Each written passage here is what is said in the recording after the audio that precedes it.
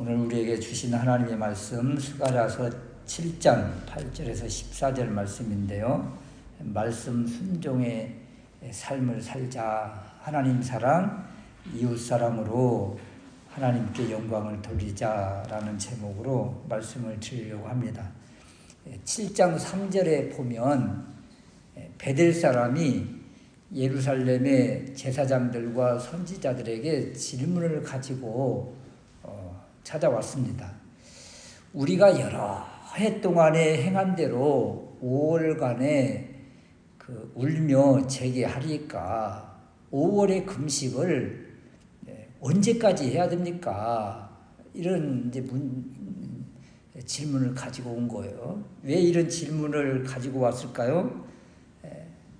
지금 예루살렘 성전이 이제 거의 이제 지어져 가고, 그러면 성전이 지어져 가면 이제 5월 금식을 할 필요가 없잖아요.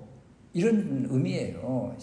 5월달 금식을 한 이유는 예루살렘 성전이 무너지고 예루살렘이 멸망한 날을 기념을 해서 그때 그 아픔을 생각하면서 이 땅에 성전이 회복되고 예루살렘이 회복되기를 간절히 바라는 마음으로 5월달 금식을 했거든요.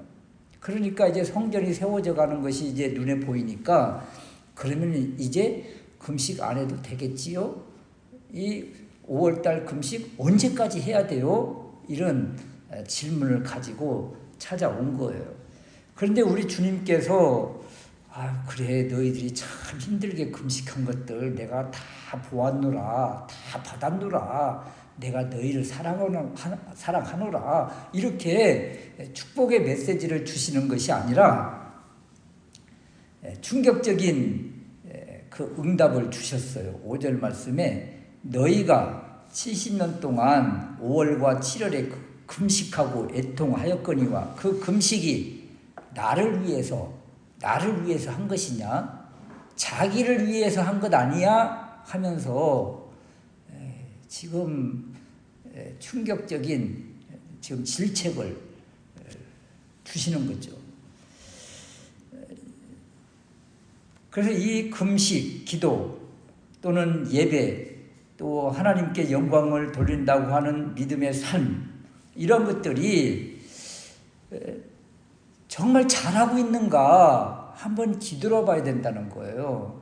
지금 5월달, 7월달 이런 금식을 70년 동안이나 이렇게 해온 그 이스라엘 백성들에게 우리 하나님께서 그 금식이 정말 나를 위함이야? 너희 자신을 위함이야? 이렇게 지금 질문을 주시잖아요.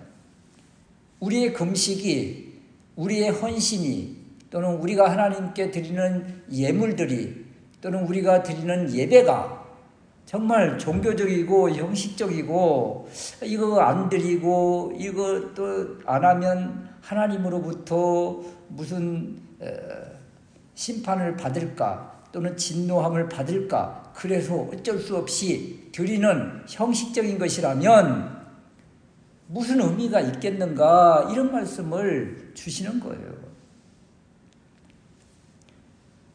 그래서 지금 언제까지 금식을 해야 됩니까? 언제 금식이 끝납니까? 이런 것들에 대한 이제 답변을 오늘 말씀을 통해서 주시는 것입니다.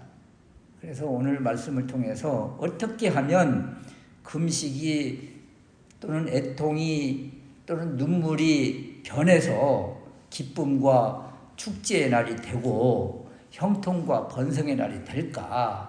이것은 하나님의 은혜로만 가능한 것이고 하나님이 복을 주셔야만 가능한 것인데, 어떻게 하면 이런 은혜를 받을 수 있을 것인가, 이런 거예요. 또 어떻게 하면 우리의 신앙이 바른 신앙으로 나아가고 우리의 삶이 하나님께서 기뻐하시는 그런 삶이 될까, 어떻게 살아야 될까, 이런 그리스도인의 삶에 대해서 오늘 말씀을 주시는 거죠. 첫 번째는 이런 것입니다.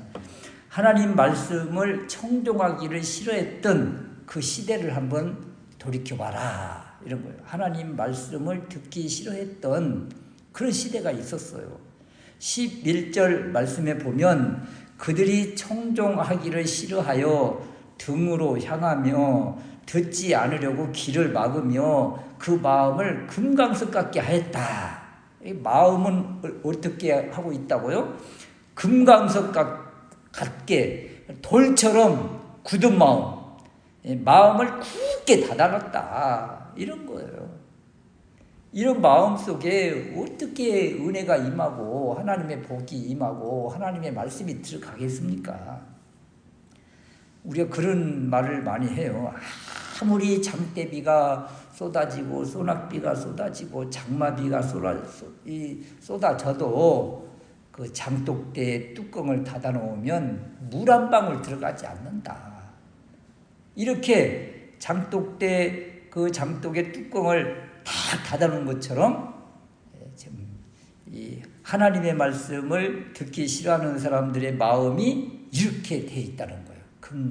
금강석 같게 돌처럼 굳은 마음으로 닫혀져 있는 그런 모습. 이 굳은 마음, 돌 같은 마음, 이런 마음이고, 행동은 어때요? 마음은 이렇고 행동은 몸을 하나님을 향하지 않고 뒤돌아버리는 거예요. 우리가 하나님을 향해서 주님 하면서 이렇게 말씀을 받으려고 애타게 하나님을 바라야 되는데 오히려 하나님으로부터 뒤돌아서 버리는 이러한 모습, 등을 돌리고 또 귀를 막아버리는 이러한 모습, 아예 그냥 악물고 반항하면서 고개를 절레절레 흔드는 이러한 모습이에요. 이런 사람의 신앙생활과 그 삶이 어떻겠어요? 하나님 말씀을 듣지 않고 애써 애면하면서 그러면서도 애통하고 금식한다는 거예요. 한편으로는 하나님 말씀은 애써 애면하고 마음은 다 닫아놓으면서 신앙생활을 이렇게 애통하며 금식을 한다는 거예요. 이 금식과 애통이 이거 지금 다른 애통과 금식입니까? 다른 기도입니까? 이게 하나님의 말씀은 다 닫아놓고 금식을 하면 이 금식을 하나님이 받으시느냐고요.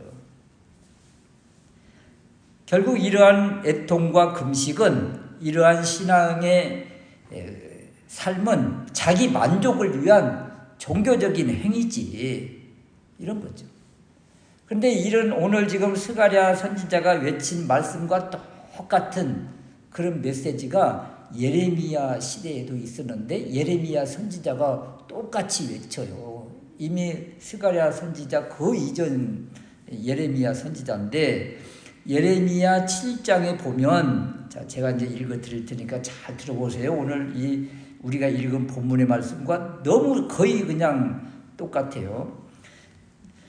여호와께 예배하러 이 문으로 들어가는 유다 사람들아, 여호와의 말씀을 들으라.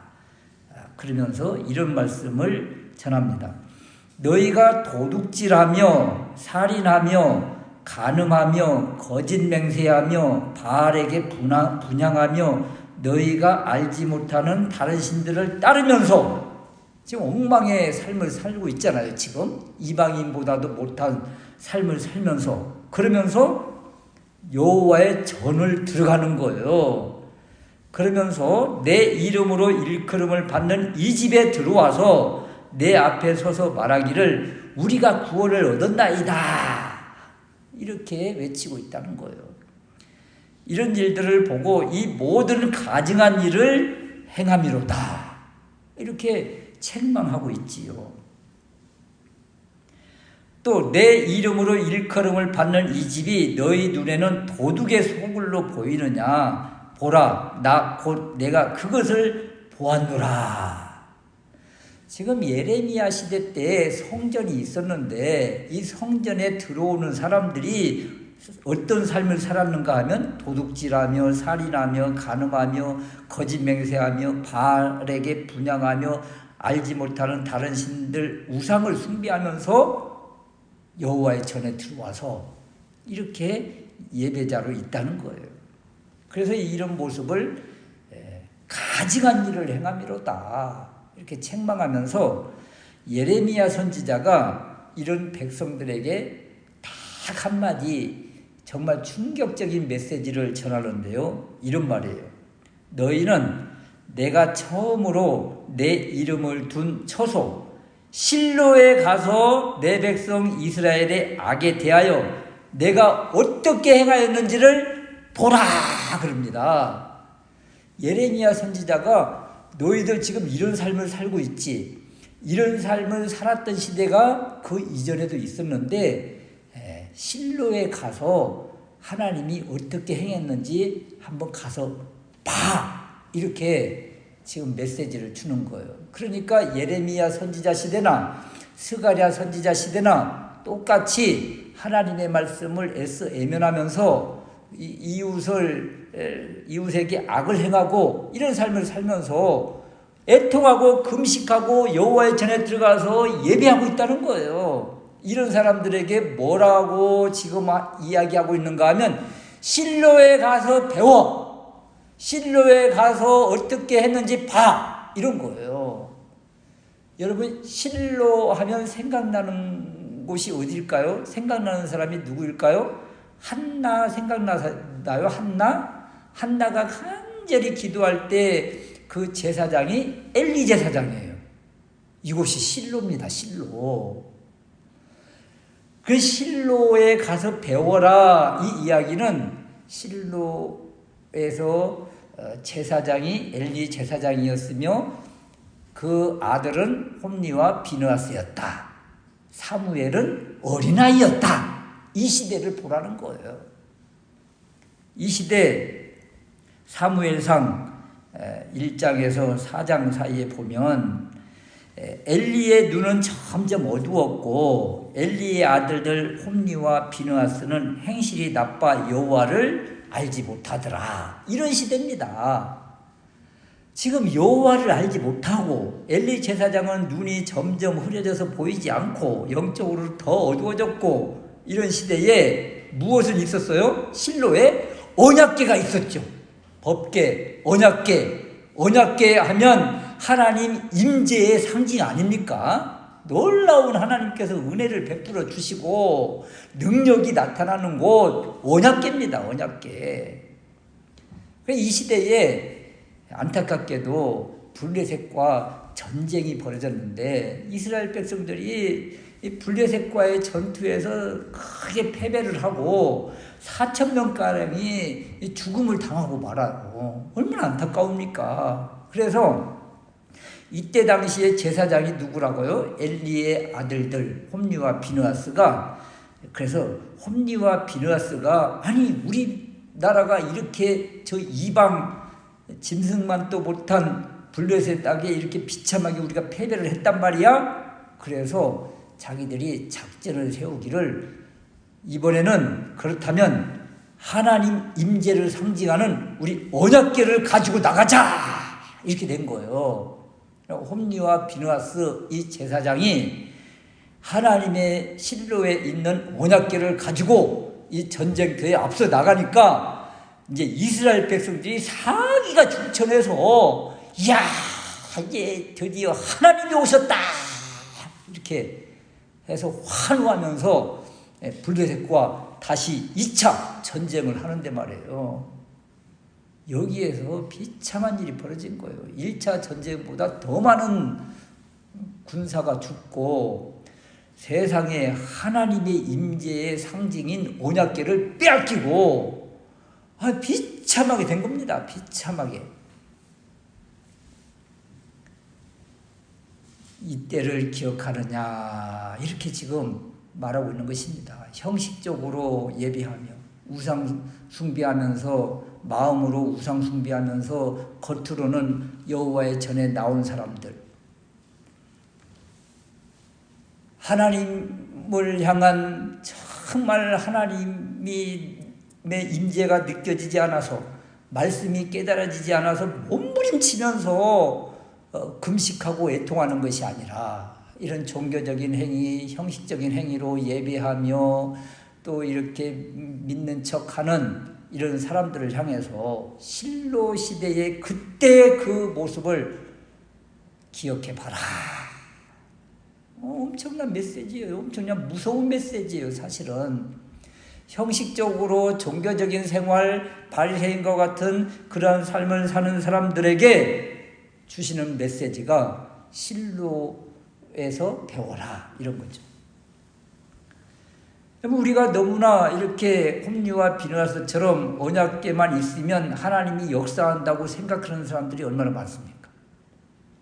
우리가 애통하고 금식하면 하나님이 그냥 놀라운 은혜를 부어주실 줄로 믿는 사람들이 얼마나 많고, 우리가 11조 드리면 하나님께서 형통케 하시고, 우리가 헌신하면 하나님께서 그냥 놀라운 은혜를 주시고, 그런데 그 헌신과 또 11조 드림과 또 예물 드림과 이런 또 예배 드림, 이런 모든 것들이 이런 복을 받기 위해서, 자기를 위해서 한다면,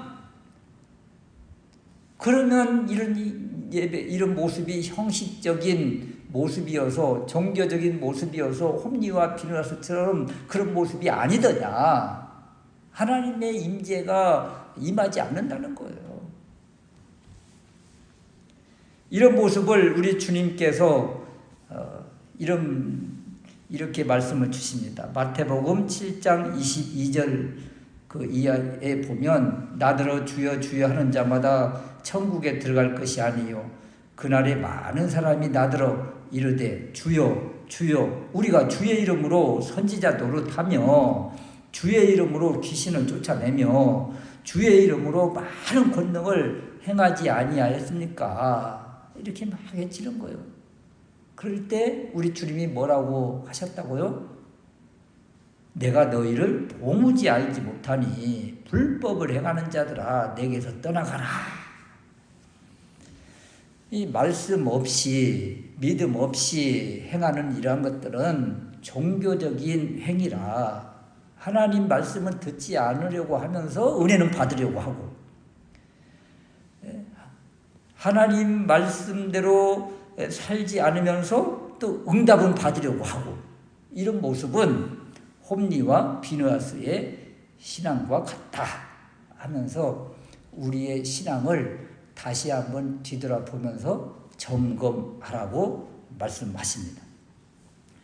두 번째는요, 그렇다면 하나님의 말씀을 청종하면 어떤 일이 일어나는가, 이런 건데, 말씀을 들으려면 먼저 우리의 마음 속에 있는 돌을 이렇게 제거를 해야죠. 돌 같은 마음, 금강석 같은 마음, 이걸 드러내야 되지 않겠어요? 아니면 이것을 부드럽게 해야 되지 않겠어요? 근데 이것이 우리 힘으로 가능하느냐고요. 에스겔서 36장 26절 말씀에 보면, 새 영을 너희 속에 두고 새 마음을 너희에게 주되 너희 육신에서 굳은 마음을 제거하고, 자, 굳은 마음, 돌 같은 마음, 금강석 같은 마음, 이 굳은 마음을 제거하고 부드러운 마음을 줄 것이며, 또 내 영을 너희 속에 두어 너희로 내 율례를 행하게 하리니, 여기 보니까 새 영이 임하면, 주님의 영이 임하면 제일 먼저 우리의 이 굳은 마음을 부드럽게 해주신다는 거예요. 그러니까 우리가 이 금강석 같은 이 마음 내 힘으로 어떻게 할 수 없죠. 요 뒤에 밭에요, 이렇게 큰 돌이 하나 박혀 있는데, 요 앞에도 큰 돌이 하나 있는데, 이게 너무나 커서 드러내지 못하고 그냥 그대로 두고 고랑을 이렇게 타놨어요. 이거 내 힘으로 안 돼요. 포크레인이 오든지 푹 파야 이게 가능한 큰 돌이 있는데 내 힘으로 할 수가 없습니다. 그래서 요청을 해야 되는 거예요. 포크레인을 요청을 해야 돼요. 이 의미가 어떤 의미냐면, 나는 연약하오니, 나는 완악하오니, 나는 부족하오니 주여, 주님이 필요합니다. 성령님이 필요합니다. 주여 하면서 주님의 영을 초청하고 성령님께 맡길 때 우리 주님이 어떻게 해요? 이 마음을 부드럽게 해주신다는 거예요. 풀어주신다는 거예요. 이 돌을 그냥 돌짝밭을 훅 들어버린다는 거예요.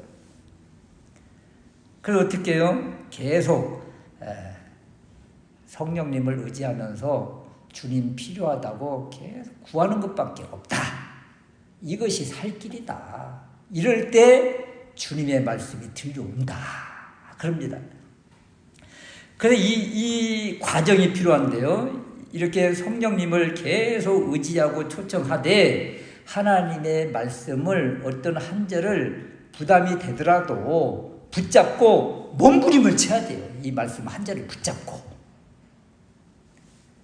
그러면서 그 말씀을 이루려고 몸부림치면서 감당하려고 힘쓰면 그때 이제 말씀의 능력이 나타나는 것이고 말씀이 힘이 되는 것이고 하나님께서 주시는 말씀이군요 하면서 이 말씀 한 절 또는 어떤 한 단어에 꽂혀서 막 울고불고 하게 되는 거죠. 이때 이 애통과 이 부르짖는 기도가 주님, 이런 기도를 주님이 받으신다, 원하신다, 이런 겁니다. 그래서 7절 말씀에 여호와가 이전 선지자로 외친 말을 청종하는 거예요. 우리가 새로운 말씀을 자꾸 들으려고 뭐 누구를 예언자를 뭐 누구를 찾아가는 것이 아닙니다. 7절 말씀에 여호와가 이전 선지자로 외친 말, 그 말이 있어요. 이전에 주신 말씀. 9절 말씀에도 만군의 여호와가 이미 말하여 이르기를, 이미 주신 말씀이 있어요. 이미 주신 말씀, 주옥 같은 말씀이 있는데 이것은 다 제쳐두고 주여 지금 어떤 말씀 하나 주십시오. 이렇게 하면 그 말씀이 오겠느냐고요. 너무도 우리 많은 사람들이 하나님의 말씀을 막 받으려고 막 영적인 눈을 열어주시고 귀를 열어주시고 막 몸부림치면서 애통하고 금식하는데 막 소나무 뿌리 하나라도 막 뽑으려고 막 애를 써요. 그런데 이미 주님은 주신 말씀이 있다니까요. 근데 그 말씀은 제쳐두고 다른 거요. 다른 거. 새로운 거요. 아유, 주님 앞에 새로운 것이 어디가 있어요. 이미 주신 말씀이 다 새로운 것이지. 이미 우리에게 주셨다니까요. 그 말씀을 이제 힘쓰는 것입니다. 그 말씀 붙잡고 힘쓰는 거예요. 어떤 말씀을 주셨을까요? 9절 말씀에 보면 만군의 여호와가 이미 말하여 이르기를 너희는 진실한 재판을 행하며 피차의 인애와 긍휼을 베풀며 과부와 고아와 나그네와 궁핍한 자를 압제하지 말며 남을 해하려 하여 심중에 도모하지 말라. 여러분, 이 9절 10절 이 말씀이 그냥 출애굽기에도 있고 레위기에도 있고 온통 성경의 중심 사상이 이 말씀이에요. 이 말씀을 한마디로 요약하자 그러면 십계명입니다. 십계명. 더 쉽게 우리가 이야기를 하면 하나님 사랑, 이웃 사랑, 이거예요. 이렇게 하나님이 수도 없이 우리에게 이미 주신 이 말씀은 제쳐두고 자꾸 새로운 말씀만 받으려고 그래요. 그러니까 변하지 않는 거죠.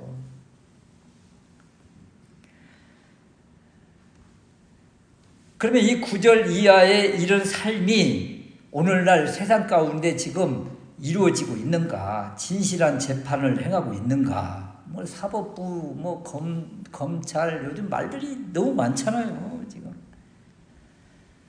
또 인애와 긍휼을 베풀고 있는가? 과부와 고아와 나그네와 궁핍한 자, 이 사회적인 약자 아니에요. 이런 사람들, 우리 청년들, 또 힘없고 약한 사람들, 전세 사기 당한 사람들, 얼마나 이런 사람들을 어떻게든지 도우려고 해야 되는데 이런 약한 사람들의 그 눈물을 그냥 외면해버리는 거예요, 정권이. 그러면 어떻게 되겠다는 거예요? 이 말씀이 제대로 이루어지지 않고 있잖아요, 지금. 그러면 이런 말씀을 이렇게 이루어 드릴 그런 위치에 있는 사람들 가운데 크리스찬이 있을까요, 없을까요? 있지요, 있지요. 그들이 제대로 이 삶을 살아내지 못하고 있는 거예요. 또 우리 가까이에 이런 연약한 사람들이 있다면 우리가 어떻게 하고 있는가, 이런 거죠. 이런 것들은 다 제쳐두면서 능력만 받으려고 한다면, 은혜만 받고 응답만 받으려고 한다면 지금 뭐 사사기 시대나 예레미야 시대나 스가랴 시대나 오늘날이나 별반 다를 바가 하나도 없다. 이렇게 하나님의 말씀을 듣지 않으면, 이렇게 한 말씀 붙잡고 몸부림치지 않으면 13절 말씀에 내가 불러도 그들이 듣지 아니하였은즉 그들이 불러도 내가 듣지 아니하고, 반대로 우리가 하나님 말씀 한 절이라도 붙잡고 몸부림치고 씨름하고 애통하고 금식하면서 애를 쓰면 그때 주님의 말씀 가지고 우리가 아멘 하는 것 아닙니까? 삶이? 그럼 우리 주님이 응답하시겠다는 거죠. 그래서 7절 말씀이 회복되는 겁니다. 7절이 어떤 말씀인데요? 여호와가 이전 선지자로 외친 말을 너희가 청종할 것이 아니냐, 이렇게 하나님의 말씀을 들으면 그때에는 예루살렘과 사면읍의 백성이 거하여 형통하였고 남방과 평원에도 사람이 거하였었느니라. 이렇게 형통의 은혜, 다시 번성의 은혜, 회복의 은혜를 주신다고 약속하십니다.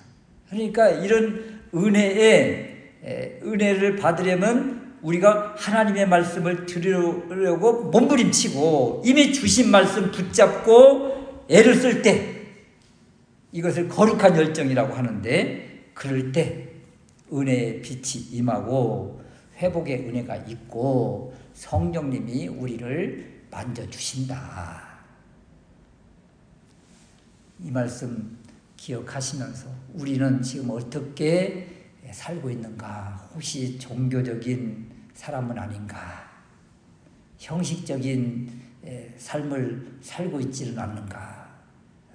돌이켜보면서 우리의 자신을 다시 한번 깨닫고 거룩한 몸부림, 하나님 말씀 붙잡고 수고하고 애쓰고 땀 흘리는 그러한 삶으로 하나님께 영광 돌리고 그렇게 살아내는 우리가 될 수 있으시기를 주님의 이름으로 축원합니다. 아멘.